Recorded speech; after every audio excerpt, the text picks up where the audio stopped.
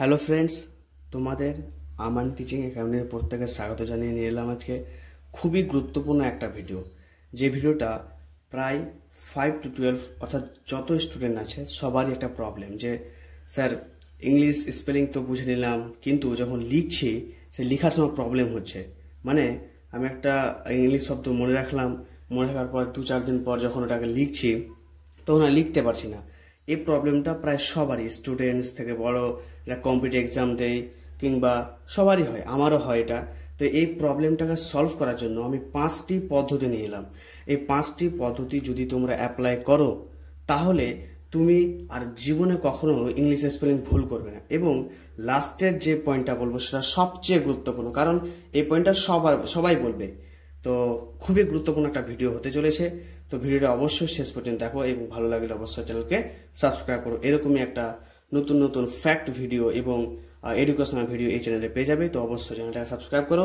তো চলো শুরু করি। আমি প্রথমে হেডিং করে দিয়েছি যে ইংলিশ স্পেলিং কিভাবে ঠিক করবে। মানে আমরা ইংলিশ শিখে নিলাম, ওয়ার্ডটাকেও শিখে নিলাম, কিন্তু যখন লিখছি সেই লেখার সময় কিন্তু প্রবলেম হচ্ছে, অর্থাৎ স্পেলিং ভুল হয়ে যাচ্ছে। এই ভুল স্পেলিং আর কখনোই হবে না। আমার এই 5টা টিপস, 5টা যদি মানে ফ্যাক্ট যদি জেনে নাও তাহলে কখনোই আর ভুল হবে না। তো প্রথম আমি দেখে দিচ্ছি। প্রথম হচ্ছে এক এক করে কিন্তু খুবই সুন্দরভাবে একদম শান্তভাবে বুঝতে হবে এবং বোঝার পর অবশ্যই এটা তোমার অ্যাপ্লাই করবে। ওকে, তো প্রথম হচ্ছে বেসিক ইংলিশ। মানে আমাকে প্রথম বেসিক ইংলিশ জানতে হবে। সবাইকে এটা সবাই জানে বেসিক ইংলিশ, যেরকম ডগ মানে কুকুর, ডগের বাংলা ইংরেজি হচ্ছে ডিওজি, ডগ, এটা বেসিক জিনিস। তারপরে TION যখন আমরা শব্দ দেখতে পাবো, সান তখন সান উচ্চারণ হয়, যেরকম ক্যাপশন।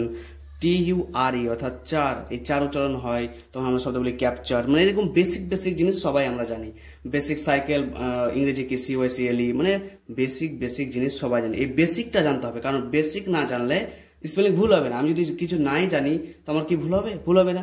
তাহলে আগে জানতে হবে। তো বেসিক ইংলিশ জানতে হবে, তারপরেই এটা জিনিসটা হবে। তো বেসিক ইংলিশ জানা হয়ে গেল। তো সবাইকে বেসিক ইংলিশ জানতে হবে। বেসিক ইংলিশ বলতে ক্লাস 5 থেকে আমরা যে ইংলিশগুলো পড়ে আসছে সেগুলো জানা থাকলেই হবে, সবাই জানি এটা। এই বেসিক ইংলিশকেই এবার কিন্তু আমরা অ্যাডভান্স লেভেল ইংলিশ করবো, অর্থাৎ উইদাউট মানে আমাদের কোনো ভুল হবে না এরকম একটা ইংলিশ স্পেলিং তৈরি করবো এবং একটা ইংলিশ তৈরি করবো। ওকে, তো ফার্স্ট আমরা বেসিক ইংলিশ, মানে বেসিকটা জানতেই হবে। নেক্সট হচ্ছে বেসিক অ্যান্ড হার্ড আলাদা চিহ্নিতকরণ। খুব একটা ইম্পর্টেন্ট। মানে আমি বেসিক জিনিস যেটা জানি সেটা তো আমি জানি, কিন্তু হার্ড যে জিনিসটা, অর্থাৎ আমরা যে আমি যদি এখন 10-এ পড়ি তাহলে ক্লাস 10-এ পড়ছি, ক্লাস 10-এ যে নিউ জিনিসগুলো জানি সেটা আমার কাছে হার্ড, কিন্তু ক্লাস 8, 6, 7, 9 এই পর্যন্ত পড়েছি এগুলো বেসিক ছিল। তাহলে বেসিক এবং হার্ড দুটোকে আমরা সবসময় আলাদা করতে হবে। একই লেভেলে নিয়ে চলে আসলে কিন্তু আমাদের এখানে প্রবলেমটা হবে।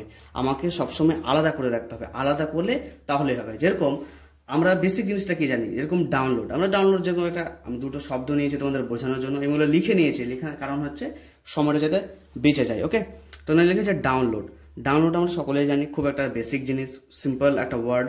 তারপরে রোড, ROAD, রোড মানে রাস্তা, এটা একটা বেসিক জিনিস। এগুলো কখনোই কারো ভুল হবে না। কিন্তু যখন আমরা অ্যাডভান্স লেভেলে যাচ্ছি, যেমন টেকনোলজি, সায়েন্টিস্ট কিংবা সায়েন্স, এই যখন ওয়ার্ডগুলো আমরা চিহ্নিত করছি বা শিখছি, তখন এই ওয়ার্ডগুলো লেখার সময় আমাদের প্রবলেম হচ্ছে। কিন্তু তো এই প্রবলেমটাকে কিন্তু আমরা তাড়িয়ে দেবো। তাহলে আমরা কি বুঝলাম, যে আমরা যখন একটা জায়গায় দুটো শব্দ দেখতে পাবো, ডাউনলোড টেকনোলজি বলতে বেসিক আর হার্ড। তো আমরা আগে বেসিকটাকে, এই হার্ডটাকে আলাদা করে নেব। কেন আলাদা করব? কারণ বেসিক তো আমরা জানি, হার্ডটাকে, এবার এই হার্ডটার জন্য আমি কিন্তু 3টি পদ্ধতি নিয়ে এসেছি। এই হার্ড অর্থাৎ এই অ্যাডভান্স জিনিসটাকে যাতে ভুল না হয় তার জন্য এই পরপর 3, 4, 5 এই 3টা কিন্তু পদ্ধতি আছে। তাহলে বেসিক জানা হয়ে গেল। এবার আমরা অ্যাডভান্সে ঢুকবো। অ্যাডভান্সের যখন আমরা ঢুকলাম, এই অ্যাডভান্সের শব্দগুলো যেরকম সায়েন্টিস্ট, টেকনোলজি, সায়েন্স, এই শব্দগুলোকে আমি কিন্তু ভাগ করে নেব। কিরকম ভাগ? মানে একটা হার্ড শব্দ আছে, ওই হার্ড শব্দটাকে আমরা কিন্তু 2 ভাগে ভাগ করে, 2-3 ভাগে ভাগ করে। যেমন টেকনোলজি তোমরা 3 ভাগে ভাগ করে, টেকনোলজি। যখন আমরা লিখবো এভাবে মানে মনে রাখবো যে টেকনোলজি বুঝলাম, তার মানে টেকনোলজিকে 3 ভাগে ভাগ করবো। টেক তো আমরা লিখে দিলাম TECH, টেকনোলজি। তো NO নলজি, GYG, এরকম করে যদি আমি করি, এরকম করে যদি মনে ভেবে ভাগ করে নিই, তাহলে কখনোই কিন্তু ওয়ার্ড স্পেলিংটা ভুল হবে না। ওকে, তাহলে খুব একটা সুন্দর প্রক্রিয়া। তো আগে ভাগ করে নেব। নেক্সট হচ্ছে নিজের মতো করে মনে রাখা, এটা সবচেয়ে গুরুত্বপূর্ণ। এর থেকে আর গুরুত্বপূর্ণ কিছু নাই, এর থেকে আর গুরুত্বপূর্ণ কিছু নাই। যদি এটা তোমরা যদি বুঝে যাও, তাহলে ওয়ার্ড স্পেলিং জীবনে তোমাদের মানে যেটা শিখবা সেটাই কিন্তু মনে থাকবে, কখনো ভুল হবে না। তো নিজের মতো করে মনে রাখা জিনিসটা কি, আমিও যেটা মনে রাখি, আমিও অ্যাপ্লাই করি নিজের জীবনে, এটা আমিও অ্যাপ্লাই করি।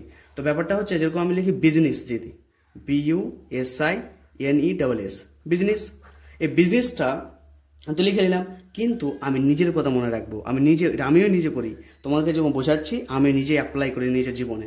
এটা কীভাবে মনে রাখি, আমি মনে রাখি বুসিনেস বলে, BUSI, বুসিনেস, NESS, নেস।